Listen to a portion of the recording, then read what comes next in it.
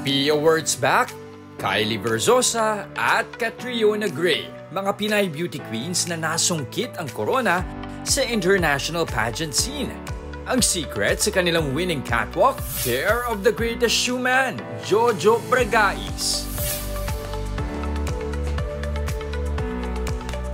Excuse me po, naghahanap lang ng sapatos. Baka nandito yung perfect pair ko.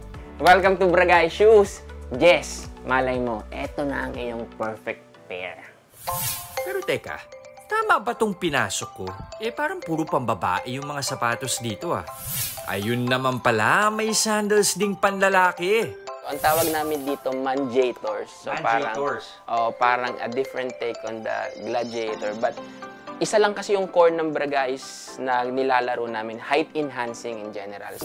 Kaya naman naging patok sa mundo ng pageants ang mga disenyo ni Jojo. Katunayan, bawat sapatos niya nakapangalan sa kandidatang Pinay na nagsuot ng kanyang mga gawa.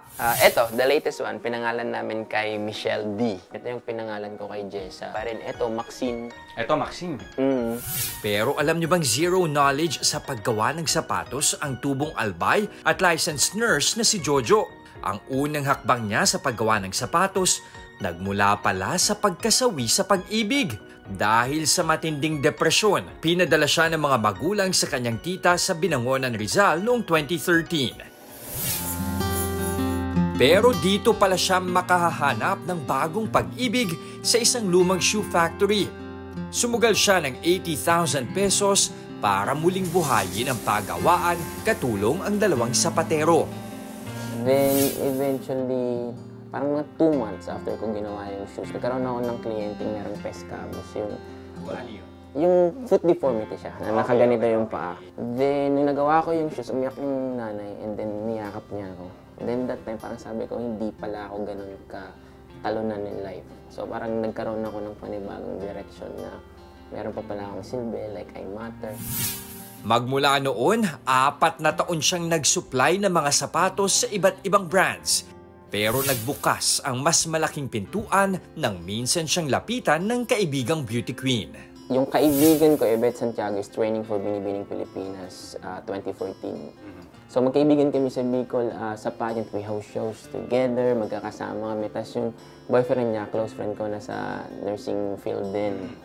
Then sabi ko sa kanya, Padi in Bicol means pare. Sabi ko, Padi, wala akong pera to help you financially because the journey medyo expensive. Pero sabi ko, lahat ng shoes na kailangan mo, I will help you out. Dito na siya pumasok sa radar ng mga mentor ng beauty queens at maging ng may-ari ng Binibining Pilipinas na si Madam Stella Marquez Araneta. Ang Bragais naging go-to shoes na sa mga pageant. At mas lalo pang nagmarka nang isuot ni Pia Wurtzbach nang manalo siyang Miss Universe. My journey is parang I was there on the right time. I was in the right place. Doon ko unang pinangarap to be part of Miss Universe na parang pakiramdam ko na meron pa palang mas malaking mundo. We are once again partnering with Jojo Bragais. Lumawak na nga ng tuluyan ang mundo ni Jojo. Mismong ang Miss Universe organization pa ang lumapit sa kanya para maging official shoes ng contest. Napwersa akong mag-grow sa time na hindi ko gustong mag-grow. But at the same time, mas na-develop sa akin yung pagiging proud to be a Filipino. Singtibay na mga likhang sapatos ni Jojo Bragais ang kanyang katatagan sa buhay. At sa bawat hakbang ng sino mang may suot nito, mas lalong nararamdaman ni Jojo na malayo na at malayo pa ang kanyang mararating. Mga kapatid, Jess De Los Santos po, huwag magpauli sa mga umaaksyong balita at napapanahong issue sa bansa. Para sa mas malawak na balitaan, mag-subscribe at mag-follow sa social media pages ng News 5.